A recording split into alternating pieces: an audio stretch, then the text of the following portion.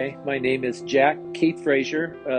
Everybody knows me by Keith Frazier, but or Coach. So that's who I am. Class of 1966.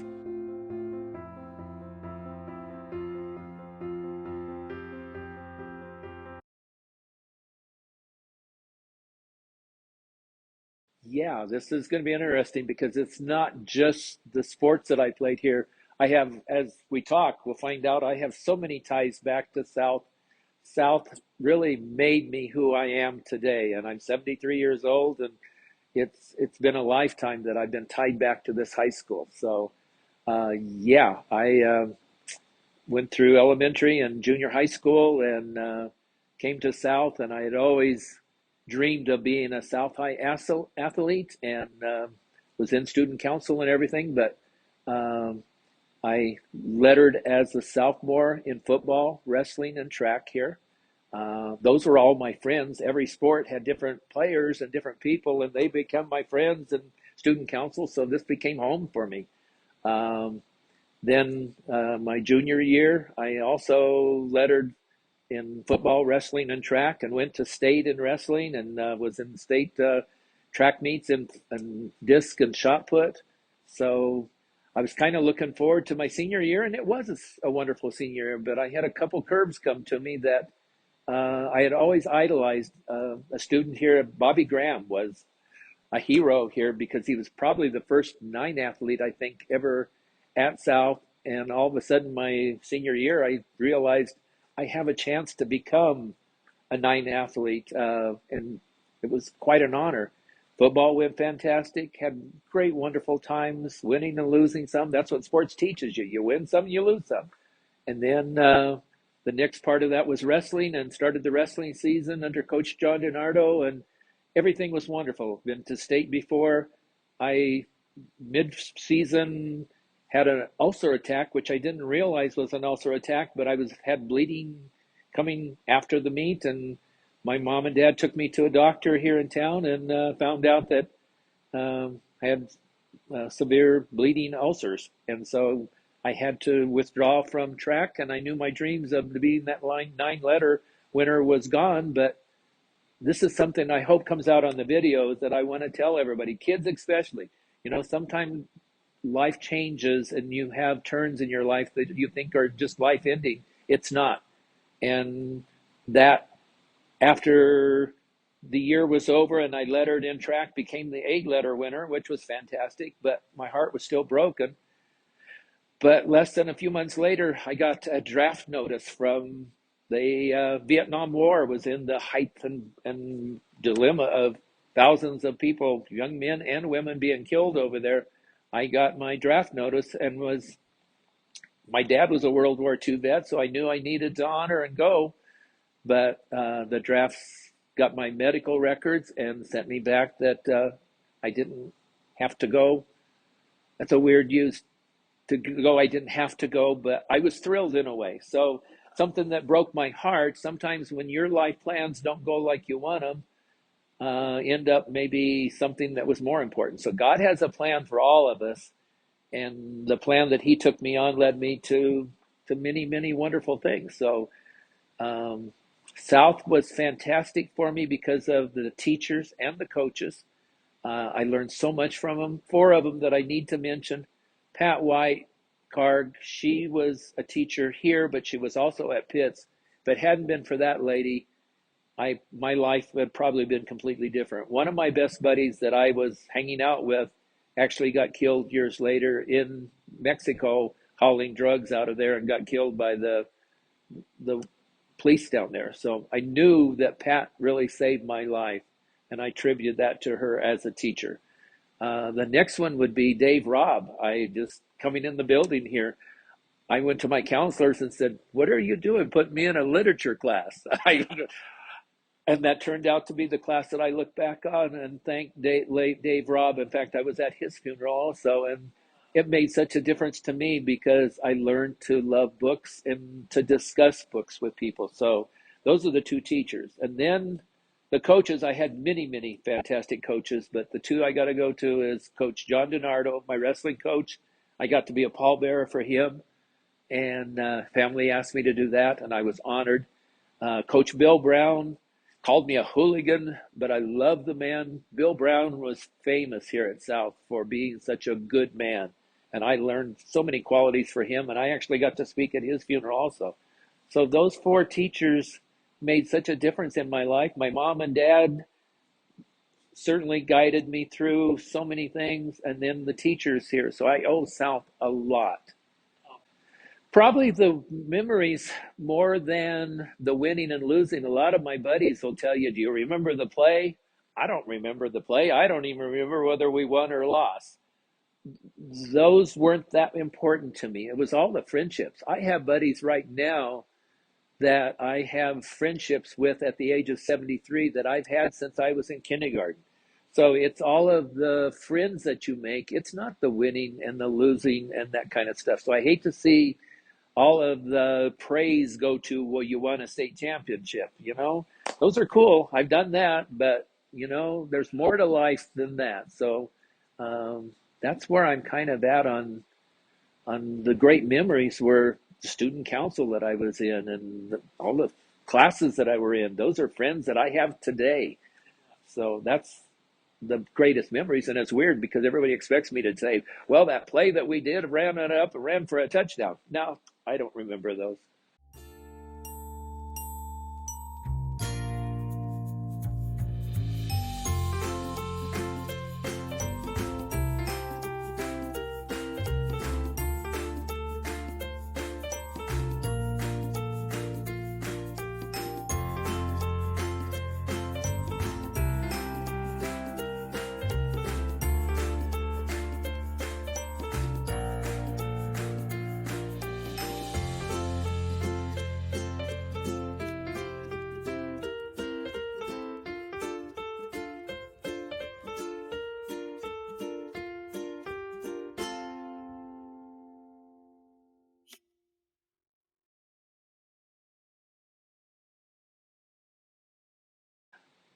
Yeah, the life path. That's been interesting because, as I said, South was so important to me. I ended up marrying my high school sweetheart here from South, and I went to college and went to Western State and Southern Colorado State College.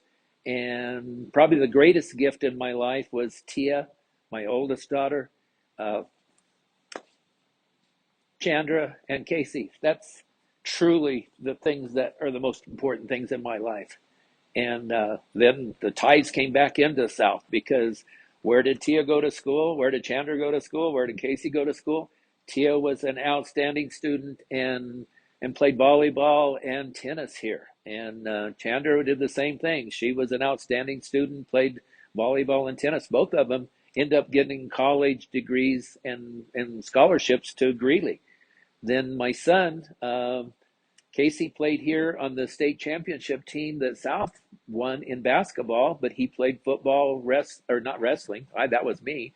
Casey did basketball and track, and he was an outstanding, and he played at Colorado College and was an outstanding athlete and student at Colorado College. So again, South bled back into my kids' life, and I became a president of Coal Pride Boosters Club, which helped generate money for the equipment here at South and the audio visual equipment. We raised money for everything, just like it's doing now. And it was called the Boosters Club at that time. And then eventually my coaching, I was going to be here at South, but Gary Pryor got the coaching job in the gymnastics. And I had applied also, but mine went to Central. And now I'm going, I can't go to Central. I'm a South High person. Well, Gary got that job, and I was happy. He's my best friend. And I went to Central and then found out that those kids are marvelous, and they become daughters of my mind and my heart. And I coach state championships, team and individuals. And so it went from gymnastics, and then my heart was broken again. My best buddy he was the coach with me out of the college in the gymnastics that we coached out there, went to nationals. He died unexpectedly. And for like 2 years, I think at least 2 years, I kind of was like PTSD. I went into a withdrawal, lost coaching completely, couldn't coach anymore. And how strange it was is that many years later, Anna Baca came to me and said, "We need you to be our volleyball coach." And I got into volleyball coaching again, which I didn't think I'd ever coach again. And so I coached South's volleyball here. Gary Johnson was my best friend, and he was my assistant coach. And I think we went 22-0 in league and districts, and made it to, didn't get to state, but we had a great team. And that's before club ball was really big. Now club is big, but so my coaching went from volleyball to gymnastics, and yet I was a football, wrestling, and track guy, and yet I ended up coaching girls, which has been fantastic. As I mentioned, Coach Brown and Coach DiNardo, winning and losing, yes, is you. I run through that wall to be able to get to a ball or make a tackle or whatever, but it's not the winning and losing. It's learning to have respect for the sport, respect for your opponent, respect for your teammates. If you have respect and really love the sport, that's what I keep telling my granddaughter that plays for Cherry Creek right now. My grandsons play baseball for Cherry Creek, and my granddaughter plays for Mountain View. I just tell them respect the sport and love it. And if you don't love it and you're not giving everything that you can while you're out there, don't do it.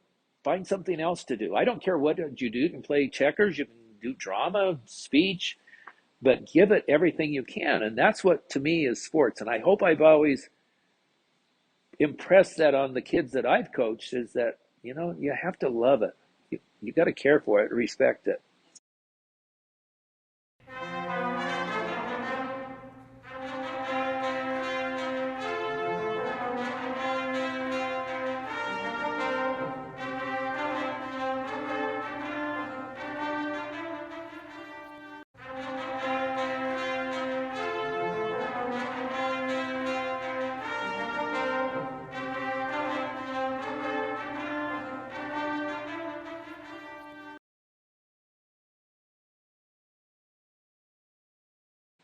I think the extra thing is so important. There was a great phase back then, and when I came in today, I noticed on the wall, and it's a picture that I even took a picture on my smartphone, which I don't know much about my smartphone, but it talks about, loving everybody, caring for everybody. That's what South has done for me, and I love to see it. That's on the wall right there by the office. Is that there's no hatred. You should not be hating anybody. I didn't hate my opponents.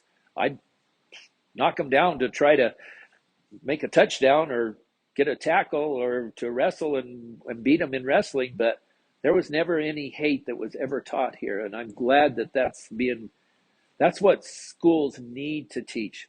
Love and understanding of all students and special needs kids. I know that that's a large part of what South stands for. And I find out today one of the honorees that's coming up is Laura, and that'll be talked, I'm sure, about later. But she grew up in my park, grew up in my housing area where I built my house at, and I find out that she was on the swim team with my niece, Lexi, and at the same time that my kids were here at South. And I find out that she got killed in, I think, believe Florida, as an FBI agent flying or fighting for justice and everything. And so that's been an interesting tie, is that all of a sudden I found myself going to city council and pleading with them, with another person, that, we've got the park named after her, but let's do a handicap playground on there.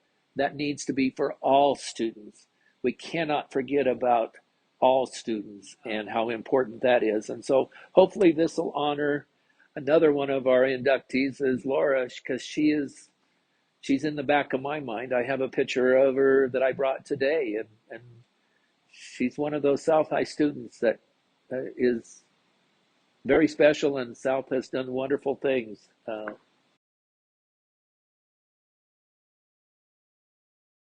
My high school sweetheart, I fell in love with her, I think, my junior year. Yes, and yeah, her name is Paula, and we had a wonderful, wonderful marriage, and I have no regrets ever. We did get divorced much later on after many, many years. I think it was 25 or something, but I have no regrets because Casey and Chandra and Tia was a gift that God gave both of us. And so, sometimes life, as I mentioned in that whole deal about the Vietnam War, it's thrown me some curves, but you just pick yourself up. That's what Coach Brown and Coach DiNardo taught me, is that you don't stay down, never give up, give it your all. Once I had taught for 29 years, and something I loved my whole life in teaching elementary kids PE, it wasn't a job to me, it was love. I mean, I was teaching them all of the different sports, and from soccer to basketball to jump rope to twiddle thumbs, whatever movement, just that probably was the greatest gift that I think I had. Was I was not just a elementary PE teacher. I was coaching kids, even though the gymnastics and the volleyball were major sports where you get called coach. My little kids called me coach. My little girl that came up to me and wrapped her arms around my leg, uh, and she's crying, and I held her and found out that her daddy had committed suicide that weekend, and all I could do was just hold her and try to be there for her. So those are the impact things as being a teacher, as a coach, as a parent, as a grandparent. You're just blessed that life is so special out there. You've got to, those are the precious moments. It isn't, oh, I beat Central, or we played in a game at District 60 that I don't think has ever been broken between Pueblo South and Pueblo Central. And there were so many people that they couldn't set them in the stands. They had to let them go out where the flagpole is at. And there were people sitting completely on both stands and then sitting in the flagpole area out on the rocks to watch that game. And so, it's not the winning and losing, it's the honor of honoring your sport.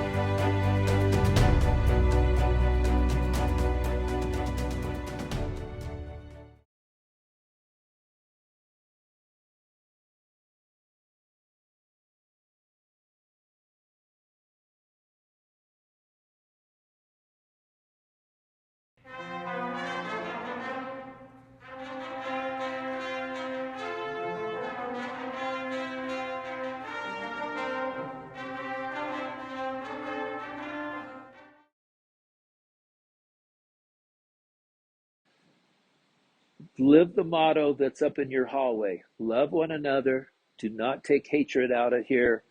Try to do something for one another. I think back that, as I mentioned, my friends were the football, the wrestling, the track, the student council, but you also have classes with a lot of other kids that all of a sudden they become your friends also, and you don't even realize it sometimes. And so, be kind and nice to everybody, and life will come your way. It'll pay you back as long as you do those, because you're all one body. We're all God's children. Thank you. That's an interesting question. I helped here at South again with the flags on the military. My dad being military, but me not going to Vietnam. After I retired, I thought, I'm going to do Habitat for Humanity and build houses for people. I joined American Legion groups and also a patriotic group, Patriot Guard, done probably 120 funerals in the state of Colorado for our military to honor them. So the flags that are flying outside of South right now, I had a little bit to do with that, and I just think that's time that you pay back to your, not only to South, but to your community. Pueblo is a melting pot, and we're all equal. There's no difference where when I wear Brown Lives t-shirt or a Black Lives t-shirt, or I said I don't need to have a White Lives t-shirt. White lives to me as a white person has always been important to people, but I know that brown lives have not mattered and black lives have not mattered. I have seen it. I have felt it. So in community, I support that completely, and I try to understand that we're all God's children, and we all need to all lives matter. Teaching started off when I came out of college. I, and again, life, you never know. I had a contract to go take my wife and myself. We hadn't had any kids yet, and I had a contract to go to Las Vegas, Nevada, and teach there. I had the contract on Friday, did not sign the contract. I waited until Monday because I just didn't have a right feeling about it. I don't know what God was telling me, but I didn't sign it, which I'm glad now because most of the people that I knew went there to teach didn't stay in teaching. They went into gambling and making lots of money doing other things. I would have left because my whole life would have been changed. My kids' lives would have never been here at South. So that's an interesting question, is that I got the job at Jefferson Elementary. That's where I went to kindergarten at. So I taught at Jefferson Elementary for many years until they closed it down. They were building a new school called, and they didn't have a name at that time, over where Lincoln used to go. Well, I went to Lincoln Elementary. So again, it was okay. So then went to many schools all over the state, and we designed the new building, Heritage Elementary. And I happened to be in the hospital at one time, and I'm laying on the gurney, and I'm sitting there. We were having a problem. All of the people from Lincoln wanted it called Lincoln Elementary. All of the people from Jefferson wanted to call it Jefferson Elementary. And I thought, I'm laying on the hospital bed thinking it's a heritage of both. And so I went back and suggested that, and not that I named it, but it was a consensus of yes, it's a heritage of Jefferson Elementary and Lincoln Elementary, and it became, and that's how I got to uh, heritage for the remaining part until I retired. So, yes, I taught at elementary, but as a teacher, I did usually 5 jobs extra because as a teacher, I earned very little, and we could have been on welfare, I think. But I got 4 and 5 jobs when I did my W-2s. I had 5 different jobs, working at the Pueblo Greyhound Park, to voice typewriters, to everything I could, building homes, trying to do things. And so I did a lot of different things. Eventually, I did get the chance to teach at the college and coach at the college. And we got to go to nationals because we qualified. And but that's when my buddy passed away, and that was the end of the coaching and teaching out there. I stopped doing it that at times. So I've coached 5-year-olds, and then I would go out to the college and teach people that were coming back. The mill was closing down, and some of these guys were 40s and 50s, and here I was teaching 18, 19, 20-year-old, 50-year-old people to become teachers. So my teaching career has gone all over the place. A good friend of mine was the janitor at my school, Ray Van Meter, and I was building a new school because I knew the girls could not compete for state or even safely if they couldn't train more than 3 months, the sport time. And so I guess I was the innovator here in club like it is in Denver right now. And a buddy of mine was the coach at County. We built a school together called Horizon Gymnastics School. Had up to like 300 to 400 kids in that school, boys and girls, and we had to invent things. And so my janitor I'm in Jefferson Elementary trying to figure out how to make a floor to tumble on. We invented, I had the tennis balls from all my kids playing tennis. I put probably 4,000 tennis balls underneath the plywood, but I couldn't get them to stay. And I was going to drill holes and everything. Ray happened to see the pop guy taking the pop out of the little plastic stays, and he reached over and grabbed one and said, "Hey, this will work." And I stapled those onto all of the floor underneath the floor exercise and made a, I couldn't afford a $60,000 AMF spring floor, but we had a tennis ball floor. So my girls and my boys got to work out at Horizon Gymnastics that had a floating floor.